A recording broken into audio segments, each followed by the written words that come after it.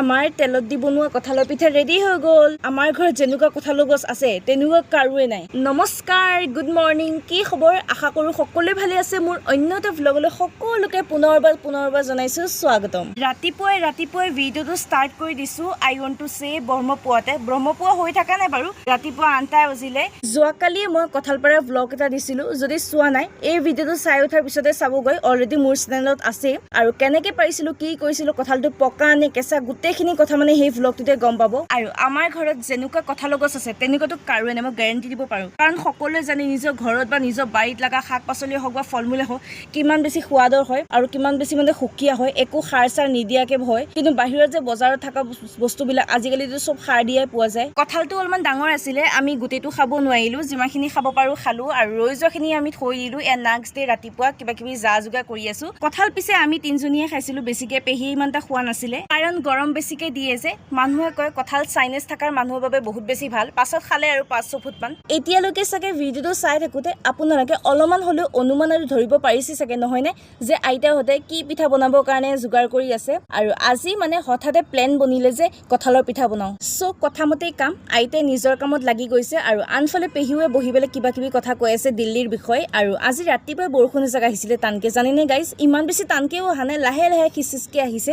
আৰু বতৰটোও ভাল লাগিছে, এনেকুৱা সেমেকা বতৰ। আৰু অসমত থকা কেইদিন ভালকে থাকিলো দিয়ক ৰাইজ। কঁঠালৰ পিঠা বনাবৰ বাবে যিমানখিনি পিঠাগুড়ি লাগিছিলে আইতাই গোটেইখিনিয়ে ব্যৱহাৰ কৰিলে। আৰু বাকী ৰৈ যোৱা কঁঠালখিনি আমি আৰু নাখাওঁ, কাৰণ হেঁপাহটো অলপমান পলাই গ'লে, কাৰণ যোৱাকালি আমি অলপমান বেছিকৈ খালোঁ যে, সেইকাৰণে। আৰু ৰৈ যোৱা কঁঠালখিনি আইতাই ভাবিছে ইয়াৰ ওচৰৰে বৰমাহঁতকে দিবগৈ, মাজমহীয়া হাতখনৰ খবৰ ল'ব আহিছিলে যে, তেওঁলোককে দিব। এতিয়া যিহেতু কঁঠালৰ ছিজন, ওচৰ চুবুৰীয়াৰ পৰা 2-এটা কঁঠাল নোপোৱা নহয়, পাই আছোঁ বাৰু। সেইকাৰণে চাগে লোভটো ইমান নাই কঁঠালৰ প্ৰতি, কাৰণ আমাৰ নিজৰ গছতো আছে যে লোকেল কঁঠাল, সেইকাৰণে। আৰু নাথাকাও লাগিলে হয় যে আমাকো যদি কঁঠাল দিয়াহেঁতেন। কঁঠালৰ পিঠা কেনেকৈ বনায় মই কৈ থকা নাই, কাৰণ অসমৰ প্ৰত্যেকজন ব্যক্তিয়ে মানে জানে যে কঁঠালৰ পিঠা কেনেকৈ বনায়। আৰু অসমৰ ট্ৰেডিশ্যনেল পিঠাবিলাক বনাবৰ কাৰণে কোনো মানে কাকো ক'ব নালাগে, চবেই নিজৰ নিজৰ বুদ্ধিমতে কৰিব পাৰে। এবাৰ চাই গ'লে হ'ল, তেতিয়া সিহঁতে নিজে নিজে পাৰিব।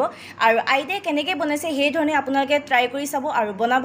যদি বনায় কেতিয়াবা মোক কমেণ্ট ছেকশ্যনত জনাব যে খাই কেনেকুৱা পালে। কঁঠালৰ পিঠাৰ নামটো যেনেকৈ সহজ, বনোৱাটো অলপমান কঠিন আছে, দেখিছে নহয়। কঁঠালটো গুটিৰ পৰা আঁতৰাই লৈ পেলাই ডাইৰেক্ট পিটিকিছে, সেইটো নহয়, ৰুকিবলগীয়া হৈছে চালনি দি, পিহনিয়ে দি। পাতলা হ'ব লাগিব, মানে জুলীয়া নিচিনা, তেতিয়াহে আটা কৰি মিক্স কৰিছে। আৰু আইতাই মানে চেনীৰ সলনি মানে এয়া মিঠৈ দিছে, মিঠৈ দিয়াটো মানে বেছি ভাল। পিঠাখিনি পেষ্টটো আইতাই ধুনীয়াকৈ হাতেদি সানি ধুনীয়া এটা পেষ্ট কৰিছে। আৰু বাকীখিনি মানে বনোৱা কৰা প্ৰচেছটো মাজুমাহীয়ে কৈছে মই বনাম ধুনু, আৰু মোক ঘৰত ধুনু বুলিয়ে মাতে, সেইকাৰণে কৈছে তই ভ্লগটো বনা আৰু চাই যা কেনেকৈ কৰিছোঁ। আৰু প্ৰায়ভাগ বনালে মই এয়া দেখিছে নহয়, লাষ্টৰ এটা মানে অকণমান পুৰা গ'লেগৈ, ময়ো ভিডিঅ' কৰি আছিলোঁ, বাহিৰলৈ গ'লোঁ অলপমান। একো নহয় দিয়ক, লাষ্টৰ এটাহে পুৰা গৈছে, বাকীখিনি মাজুমাহীয়ে ধুনীয়া কোমল বনাইছে। মোৰ মানে দেখি খাওঁ লাগি গৈছে, আৰু মাজুমাহীও লোভ লাগি আছে বনাই থকা মানুহজনীয়ে। এতিয়া খাওঁ দিয়ক, আজিৰ ভিডিঅ'টো ইমানেই, বাই।